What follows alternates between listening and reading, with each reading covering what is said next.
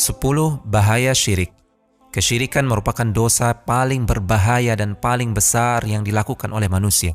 Untuk mengetahuinya lebih lanjut, berikut adalah 10 ulasan ringkas mengenai bahaya syirik. Pertama, syirik menimbulkan rasa khawatir dan hilangnya rasa aman di dunia dan akhirat. Sebagaimana firman Allah Subhanahu wa Ta'ala yang artinya, orang-orang yang beriman dan tidak mencampur adukan keimanan mereka dengan kezaliman, yaitu kesyirikan, mereka itulah yang akan mendapatkan keamanan dan mereka itulah orang-orang yang mendapatkan petunjuk. Kedua, syirik adalah penyebab seseorang tersesat di dunia dan akhirat. Allah Subhanahu wa Ta'ala berfirman yang artinya, barang siapa yang mempersekutukan Allah dengan sesuatu, maka sesungguhnya ia telah tersesat sejauh-jauhnya. Ketiga, dosa syirik akbar tidak akan diampuni oleh Allah jika pelakunya mati dan belum sempat bertaubat. Allah Subhanahu wa Ta'ala berfirman yang artinya, sesungguhnya Allah tidak akan mengampuni dosa syirik dan Dia mengampuni segala dosa selain dosa syirik bagi siapa saja yang dikehendakinya. Barang siapa yang mempersekutukan Allah, maka sungguh ia telah berbuat dosa yang besar. Keempat, jika seseorang berbuat syirik akbar,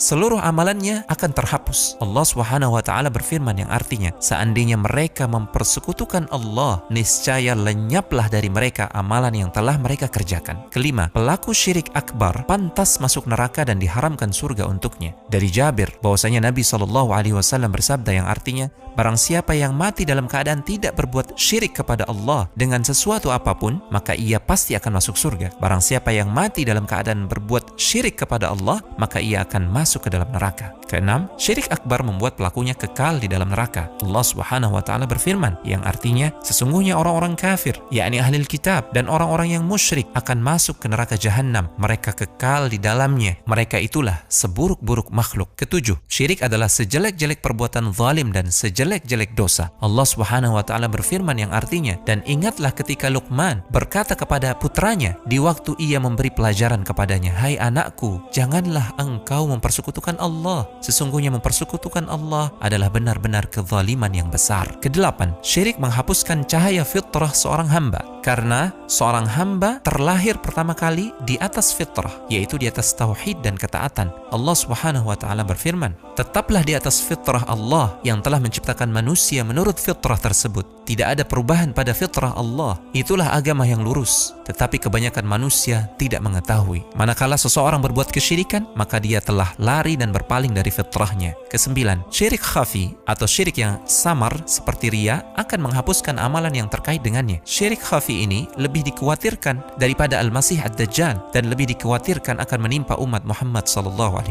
Rasulullah SAW bersabda yang artinya, maukah kamu kuberitahu tentang sesuatu yang menurutku lebih aku khawatirkan terhadap kalian daripada fitnah Al-Masih Ad-Dajjal? Para sahabat berkata, tentu saja. Beliau bersabda, syirik khafi yaitu syirik yang tersembunyi. Manakala seseorang berdiri mengerjakan salat, dia perbagus salatnya, dia perindah salatnya karena mengetahui ada orang lain yang memperhatikannya. Kesepuluh, Allah dan Rasulnya berlepas diri dari orang-orang yang berbuat syirik. Allah Subhanahu wa Ta'ala berfirman yang artinya, dan inilah permakluman dari Allah dan Rasulnya kepada umat manusia pada hari Haji Akbar, bahwa sesungguhnya Allah dan Rasulnya berlepas diri dari orang-orang musyrikin.